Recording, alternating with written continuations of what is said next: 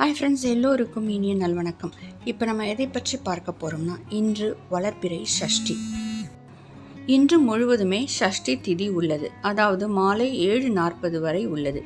நேற்று மாலையே ஆரம்பித்து விட்டது. பரவாயில்லை, இன்று நாம் வெள்ளிக்கிழமையில் வருகின்ற இந்த வளர்பிறை சஷ்டியை தவற விடாமல் நாம் முருக வழிபாட்டை மேற்கொள்ளலாம்.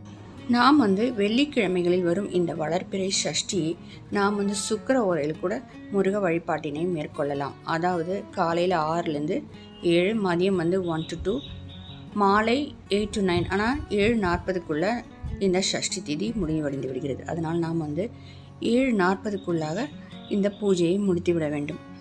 எப்பொழுதும் போல் நாம் காலையில் குளித்து முடித்துவிட்டு பிறகு பூஜை அறையில் 2 தீபமாவது ஏற்றி வைத்து விட வேண்டும். பிறகு நம்மால் முடிந்தால் ஏதாவது நைவேத்தியம் செய்து வைக்கலாம். அதே மாதிரி முருகன் படம் இருந்தாலும் சிலை இருந்தாலும் சிறிய அபிஷேகம் செய்து வைத்துவிட்டு பூக்களால் அலங்காரம் செய்து வைத்துவிட்டு கிடைத்தால் நாம் செவ்வரளி மலர்களோ அல்லது செம்பருத்தி மலர்களோ சாத்திவிட்டு சிறிய நைவேத்தியம், அதாவது முடியவில்லை என்றால் பால், கற்கண்டு சேர்த்து தேனோ சேர்த்து வைத்துவிட்டு நாம் பூஜையை வழிபாட்டினை மேற்கொள்ளலாம். நமக்கு செல்வ வளம் பெருக நாம் நிலைவாசப்படியில் நாம் சுத்தம் செய்துவிட்டு கோலம் போட்டுவிட்டு பிறகு 2 அகல் விளக்கில் உப்பை நிரப்பி வைத்துவிட்டு, மகாலட்சுமியின் அம்சம் அல்லவா, அதனால் நாம் உப்பை அதில் நிரப்பி வைத்துவிட்டு மிளகை தூவி பிறகு அதை 2 பக்கமும் நிலைவாசல் படியில் வைக்கலாம். 3 நாள் வைத்திருக்கலாம்.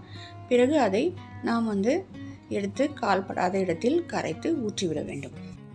வளர்பிறை சஷ்டியில் நாம் இந்த உப்பு பரிகாரத்தை செய்தோம்னா கண்டிப்பாக நிச்சயமாக நமக்கு செல்வ வளம் பெருகும். நம் வீட்டில் பணம் தங்கும். பிறகு கடன் தொல்லை இருந்தாலும் அது படிப்படியாக குறையும். அதே மாதிரி நாம் தேய்பிறை சஷ்டியில் இதை செய்யக்கூடாது.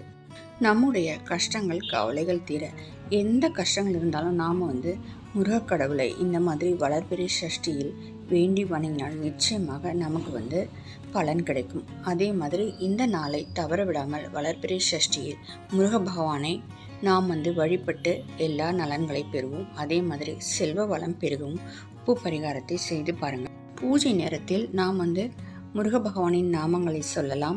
நமக்கு தெரிந்த பாடல்களை பாடலாம். அதே மாதிரி கந்த சஷ்டி கவசம் படிக்கலாம். வேல்மாறல் பாராயணம் செய்யலாம். திருப்புகழ் முடிந்தால் படிக்கலாம். அதே மாதிரி நம்மால் முடிந்தால் வெற்றிலை தீபமும் ஏற்றி வைக்கலாம். இந்த வளர்பிறை சஷ்டியை தவற விடாமல் வழிபட்டு முருக பகவானின் அருள் ஆசியை நாம் பெறுவோம். ஃப்ரெண்ட்ஸ், இந்த வீடியோ பிடிச்சிருந்தால் லைக் பண்ணுங்கள், ஷேர் பண்ணுங்கள், மறக்காமல் சப்ஸ்கிரைப் பண்ணுங்கள். Friends, thank you.